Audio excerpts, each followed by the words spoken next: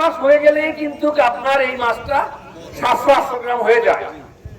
তাহলে আপনি এখন যদি 1 কেজি মাছ বিক্রি করেন 100-150 টাকার উপরে তো পাওয়া যায় না, তখন এই 700-800 কেজি মাছের গ্রামের মাছটা আপনি বিক্রি করবেন 700 টাকা, 800 টাকা, 900 টাকা।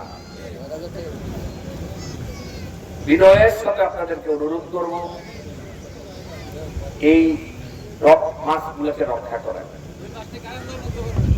আপনাদের ভাগ্য উন্নতি হবে।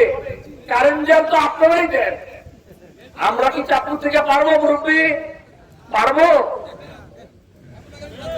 আপনারা যদি এই যে ধরেন পুলিশের বিরুদ্ধে কথা হয়, যে পুলিশ বিভিন্ন সময় লোকজনকে ধরে নিয়ে যায়, যে আপনি ওই লোকগুলাকে ধরে নিলেন কেন?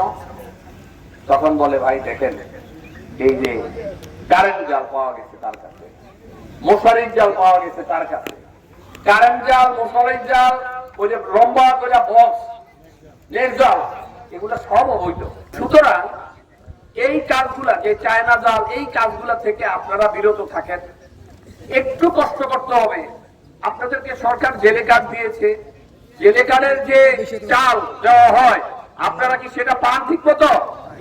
আরো যদি কোন রকম বিন্দু মাত্র অভিযোগ থাকে আমাদের সাথে যোগাযোগ করবেন, থানা বিএনপি সভাপতির সাথে যোগাযোগ করবেন, হযরত আলী আছে তার সাথে যোগাযোগ করবেন, জয়নাল আছে, এরা শহরে থাকে। ভাই দয়া করে আমাদেরকে জানাবেন যে আপনাদের জেলে কার্ডের যে পরিমাণ চাল দেওয়ার কথা, সেই চালটা আপনারা ঠিক মতো পেয়েছেন কিনা।